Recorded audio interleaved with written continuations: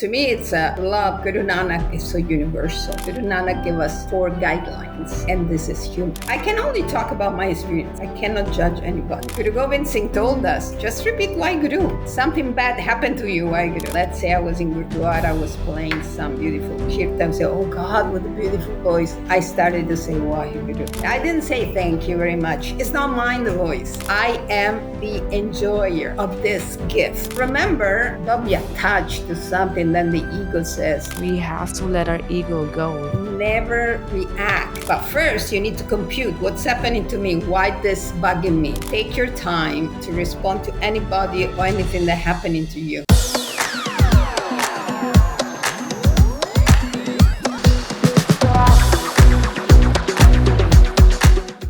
Thank you for coming on the podcast, Siri Kartar. What does that name means, Siri Kartar? Shri or Siri is the magnificent, and Kartar is the creator. So I'm here to serve the magnificent creator in any form of creativity. So as you see, I love to paint since I was maybe 3 years old. I was painting, and I went to the art school and art history university in Rome because it's creative. And then I accessed the creating with the singing, chanting, and I play guitar only to accompany the melody for the kirtan and so on. And Italy is known for art, right? We were just talking about that.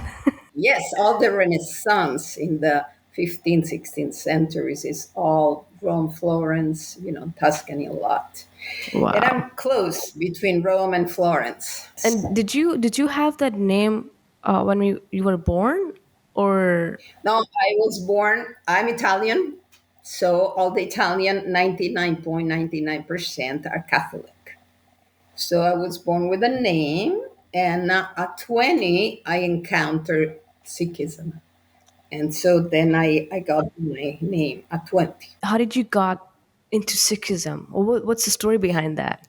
In Rome, we were in the 70s. In the 70s in Rome, it came an Italian that became a Sikh in America, in USA, in Los Angeles, because he was get inspired by Yogi Bhajan. Yogi Bhajan is Harbhajan Singh Khalsa Yogi Ji, the citizen Sahib. So he moved there in 1969 and started to spread all the knowledge he had in his hands, which is among us. And so happened that this Italian was there for 5 years. And then Yogi Ji told him, go to Rome and open an ashram and start to teach all these things, share. And so happened, I was lucky enough that I encountered him. And so I started. So 5 a.m., in Rome is 5 because Rome can't do 3 a.m. So we were doing Japji. And as soon as I heard Japji Sahib, I was in love with Guru Nanak. Wow. Yeah. The vibration of that nod, of that sound. And so slowly, I wanted to learn Gurumukhi, slowly. At that time, there were no tapes, there was nothing. So it took me a while, but I learned to read Gurumukhi. So you can read in Punjabi? Actually, yeah. Oh, wow. It took me a while, but I have the Siri Kartar Sahib here at home. So when I want to take an Kamnama, I can. And there is the translation in English, so I can read also the meaning in English. And how long did it took you to learn Gurumukhi and all that? To me, it took me a long time because I didn't have a teacher, professor. But now, via Zoom and everything, there's a dear friend in Amritsar. She's Indian Punjabi, and she teaches all my friends all over Italy via Zoom. But at that time, there was nothing, In the 70s, you didn't even have a printing thing. So it took me a while, but it was a labor of love, so I don't mind. When you first encountered Sikhism, what was that aspect that you fell in love with it? What learnings did you learn? Starting the first day was Japji Sahib. and then reading it in Italian so to understand what I was saying. And then, luckily, there was a professor at the university that just printed a book on Guru Nanak, the first in Italian. And there was a presentation of Sikhi, all the history, all the 10 gurus, and then all the, you know. So I started to read more and more, and I was going to the library and I was seeking more and more knowledge. I love to study. And so I read at this time many books. Thank God in English now because I know English now easier. So to me, it's the love Guru Nanak. It's beyond beauty. It's what he says is so human. It's so universal. So you don't need to be even a Sikh. You just be human and you Mm-hmm. listen to him and you do the, there's not dogma. Whenever they ask me, well, what is Sikh? I said, there's not dogma. There's not dogma.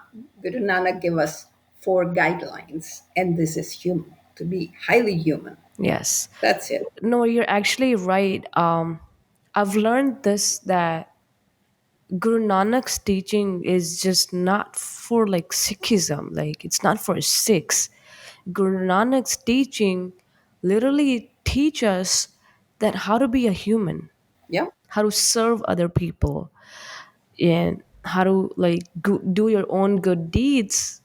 And it's just amazing that like everyone can relate to what teachings he's left us.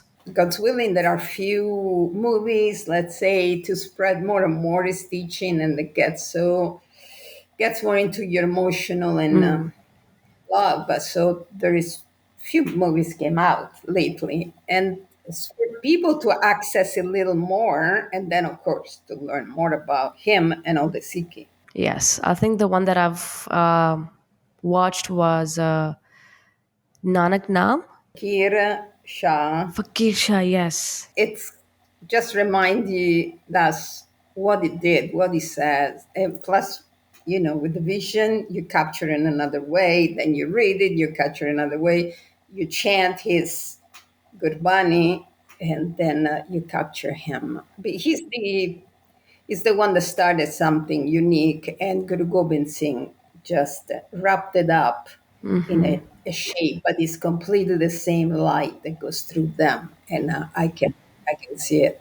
It's sad in books, but you have to feel it, you have to see it, and it's so true. Guru Gobind Singh was exactly Guru Nanak Yep. for the time that he was.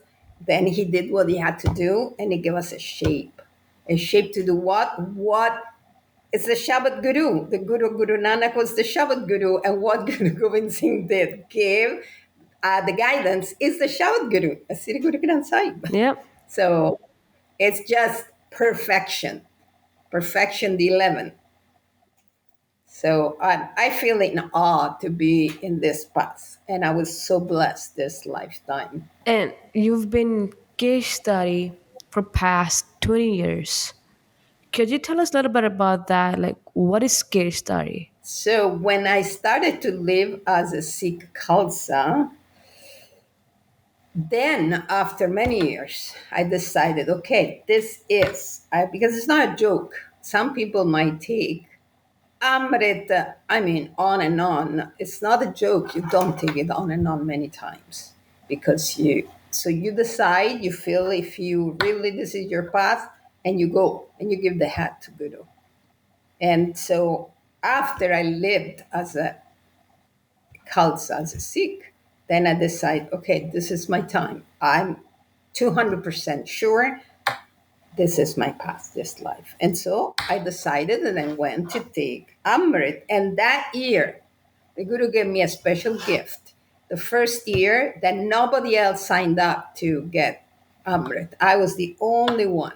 So the Guru gave me so much power, and I felt it all throughout the ceremony.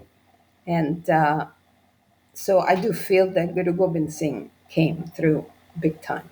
It's quite impressive to see, once you see the path, once you see, okay, this is what I'm gonna go. Oh, this is what I'm gonna choose to live. It's just amazing. You just have to believe in the blessings of the Guru. Once you see that, then nothing seems hard in your life. No, they say Khalsa is difficult. It's not difficult. What is written that is difficult? If you, the doubts are the one they are eating up the human. If you Yes. have doubt. So that's why I wanted to leave as a Khalsa. And when I was sure, no more doubts, I took Amrit. And from there on, my life has been more and more blessings, not difficult. Because you see life as it is. And you see Mm, through the eyes of the Guru. Whatever the Guru wants is great. I mean, I have a vision, but if it's not the Guru's vision, it's going to happen his vision. So you completely give up your ego. yep. The best way to live. Attachment to what? Attachment to what? That I had to make so much money, that I have to do this. And no, it's whatever the Guru gives me, I will live it at the best with so much joy and Chardikala. And to make everybody else to share this Chardikala. And that's life, is the best life. It's not to know how many degrees I have, how many PhD, or how many much money I have in the bank. I don't. I don't care. The Guru takes care of me every day. I do work. I mean, I'm not lazy, but let him to decide. I let him to decide. People say that like when you're Keshtari, you're not allowed to eat meat or anything. Is it true or how? To me, at this point, people want that's whatever they want. Who am I to judge? Who am I? To me, I cannot eat meat. It's been 45 years. I cannot. Just I feel there is no connection. There's no need, no connection, no vibration at all. I don't look that I'm a shaded. I don't need anything. I'm very healthy. I mean, I'm 66. I can jump. I can do whatever I want, the same as I want at 20. So this diet served me well. And we don't know actually. Many people say, yeah, he was vegetarian and the Guru said not to eat meat. But, every time it's so much brain going. So do whatever it suits you. But it's not like a rule that okay, if you're Keshtari, you're not supposed to eat it. It's up to your choice. I don't know. It's I saw many Kashdari, mostly Punjabi. They do eat meat, so I don't know. I have no idea. To me, it is no. To be vegetarian, yes. Okay, there is a principle that is really physiological, right? So if you're in a state of meditation, a state of alertness, different than the day-to-day life, yeah, you don't eat meat, so you don't have to wait 72 hours to digest it. That's simple like that. So you can be light and to meditate. Brahmgyani, to be a Brahmgyani, you have to be lighter. So I do feel that less and less I eat, and plus heavy things, the better it is. But that's my understanding. But before I was Keshdari, I was already a vegetarian. I've heard this a lot that for that connection to God, like you have to be vegetarian. But I'm like really in this dilemma. Like, do you have to not, or what is that connection that you feel? Like, is it more you feel connected to God when you're vegetarian? I can only talk about my experience. I cannot judge anybody. So I see my son is not a Sikh and he's such an amazing human being and he eats a lot of meat, okay? Because he chose that. And I bless him and I say, be happy, be healthy, your way. For me, I had to be vegetarian.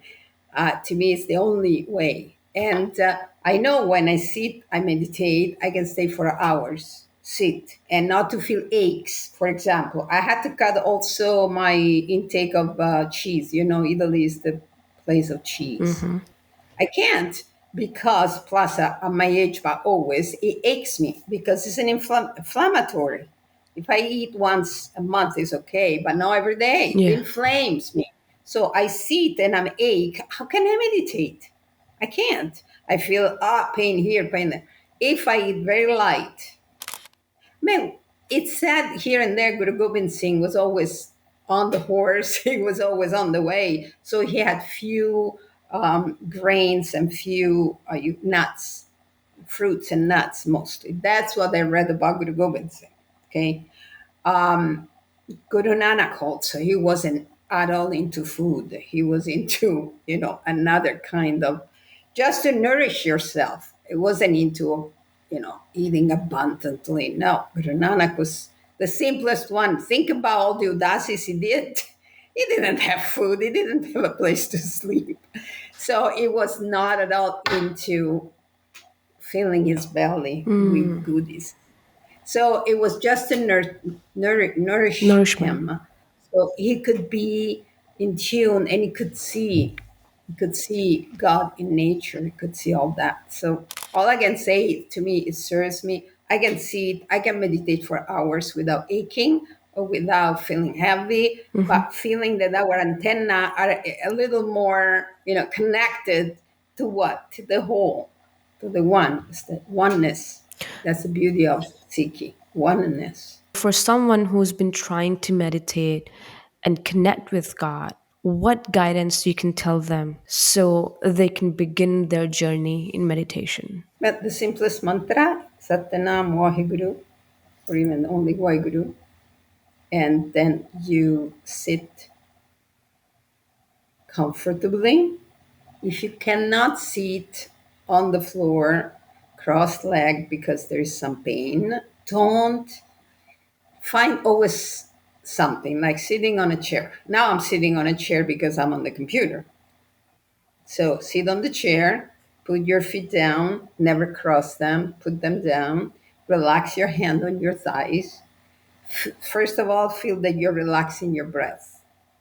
Feel that your belly is allowing your breath to enter in the belly, then in the thoracic area. In that way, your breath can be really 1 minute breath. Try to do the 1 minute breath. The 1 minute breath is 20 seconds. You inhale through the nose always. Allow. So if you allow your abdomen to expand and receive the breath of life, the prana, then you enlarge your thoracic area. 20 seconds will take. Then hold it 20 seconds and exhale in 20. That makes you 1 minute breath. And your mind start to calm. It's like a calm sea. Start to do that. And then go in the Nam Simran. And you can sometimes I feel that I want to only listen, and thank God we have all these devices.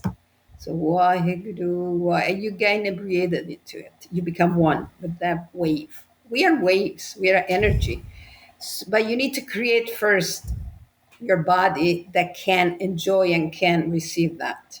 So first you need to be comfy. And what happens if like distractions come in your mind, like thoughts and all that? These are deep thought. Oh, tomorrow I need to go that place. Oh, I need to cook for my husband. And they start to come this way.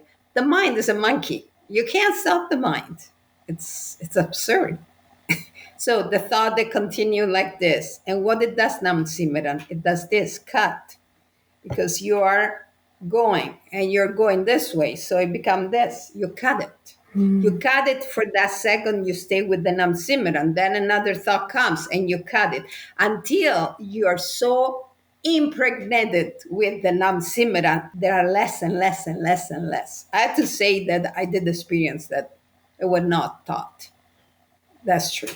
But you need to practice and you feel the love for it. It's not because say I want to stop this thought. No, it's never to be this, right?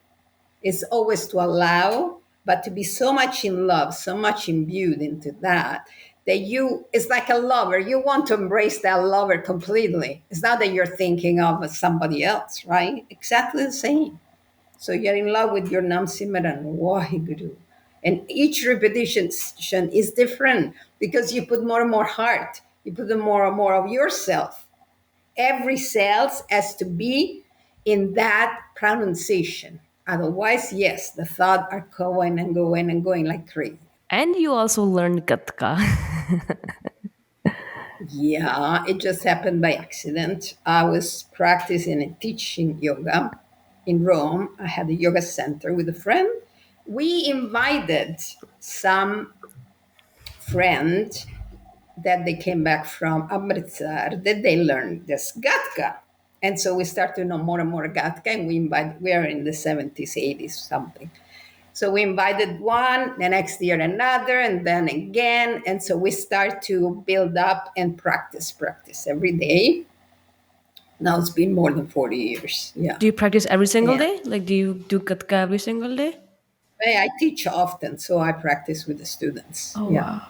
So Gatka pretty much is the like art form, right? It wasn't used to fight like in back in the With days, the right?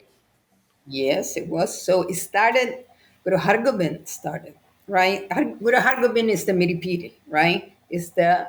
We have in our hands both power, the spiritual and the material power. So he was the first trained in the Shastravidya. Shastravidya is the art of the arms at that time, the Rajput and in that area.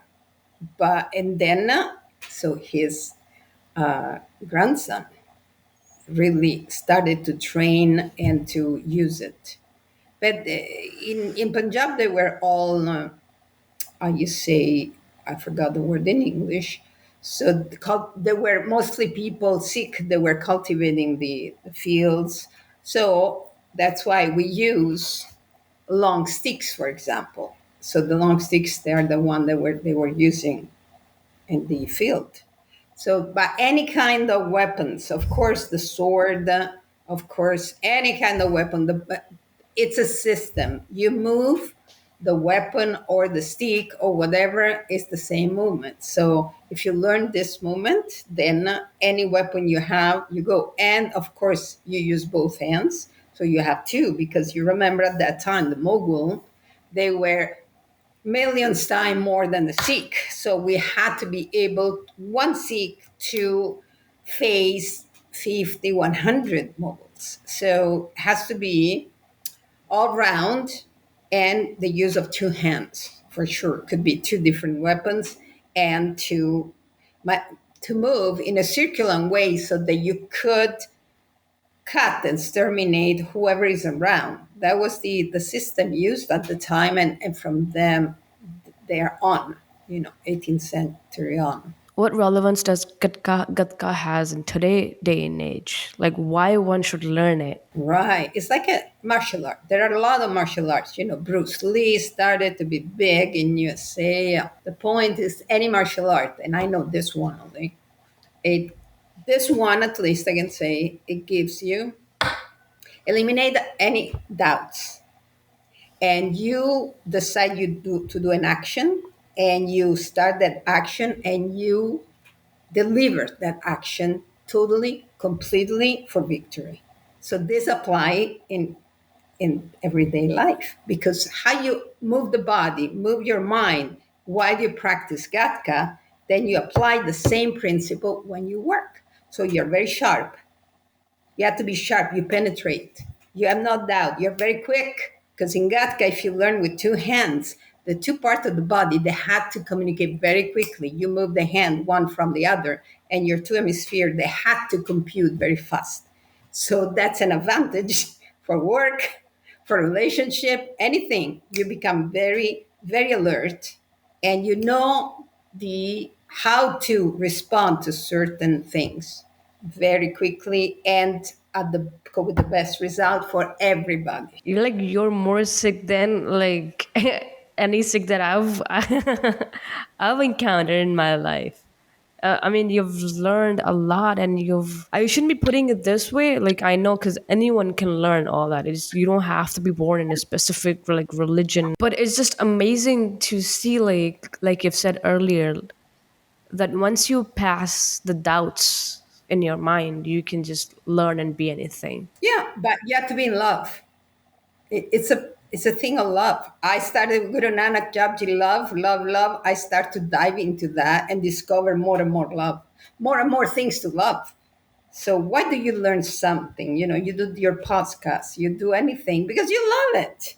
Yep. So that's why now I was practicing some Gurbani Kirtan because I'm offering to the Italian the Gurdwara, because Gurdwara is such a beauty. Everything in Gurdwara, primarily the Gurbani Kirtan, then the Ardas. So I'm offering them there and teaching them. Is there a lot of gurdwaras in Italy? How's the? But there are a Punjabi Gurdwara, but Punjabi Gurdwara, but then they speak in Punjabi, So usually we don't go. So if I go sometime. It is 1 hour away, but plus then they start to speak Punjabi, and you don't feel everything. But the point that the many Italian that they're not even Sikh, they're not Sikh, but they feel the love of the Guru. They do, and that's what last month I brought in an event that they did of yoga. They asked me for Gurdwara, and we had Gurdwara every morning. Yeah, so I taught one to do the Guru Prasad. Mhm. I taught another to sit behind the Guru, Chori Sahib. So to introduce them to the beauty, the devotion, because when you go to Gurdwara, you just receive. You receive all that energy of the Guru, and you read the Hukamnama, and everybody was saying, "Oh God, the Guru talked to me." Everybody said, "The Guru talked to me." So it is alive. The good is alive, and everybody feel the love. So I want to introduce that. That's my thing now. I came back to Italy. That's what I want to bring to just a normal Italian that they do just yoga. I know them through yoga. This is really amazing. You came to know about your purpose and then you're serving people. I've learned a lot from you. It's Why? been a really pleasure. I'm not even speaking right, but thank you so much for coming on the show. I've definitely learned a lot. Any last minute thoughts before we end this conversation? Keep your Wahiguru. That's it. Many years ago, I started to practice this Wahiguru. If somebody was giving me a compliment, let's say I was in Gurdwara, I was playing some beautiful kirtan, I would say, "Oh God, what a beautiful voice." I started to say Wahiguru. I didn't say thank you very much. It's not mine, the voice. It's not. I am the enjoyer of this gift. So it's always to remember this is not me. I don't doesn't belong to me. I'm the enjoyer of all this gift. So it's all the creator. It's all the Sakartar. It's all the good. So remember that with every breath. Don't be attached to something. Then the ego says, the ego, let's use the ego for good stuff, but not for this. Yeah, no, you're absolutely right. Like, we have to let our ego go. When it's easier to say, but it needs a lot of work to let the ego go. It's a learning to be awake, alert every day. When you talk to somebody, something happened, observe yourself. Audience, observe yourself. So, how am I responding? Never react. React is an animal. React. Act. But first, you need to compute what's happening to me. Why this bugging me? How am I going to respond? Take your time to respond to anybody or anything that happening to you. Always say first why guru and then compute, and never remember what Guru Nanak always say is always wish sarvatra dabala. No, wish good to all. So don't be that you're in the right and that person is wrong. It doesn't exist. No, that person maybe has some problem and is acting to you in a weird way, and you think, oh, me, I'm in the right. So shed the ego in them at that moment, but you have to be alert every moment, every day, and stay in the love, knowing this thing. I need to defend myself. What do we have to defend? Hmm. What there is to defend here? Nothing. The heart is the biggest chakra we have. The means energetic center, right? We beam from here. So keep this open, wide, because if it's not, you're always in the defensive. Defending what? So think of that. Say, I don't know, your name is Satpal. Say, defending what, Satpal? What am I defending? There's nothing to defend. It's only to enjoy and let it flow. Let it flow. You say, why you do? Why you do?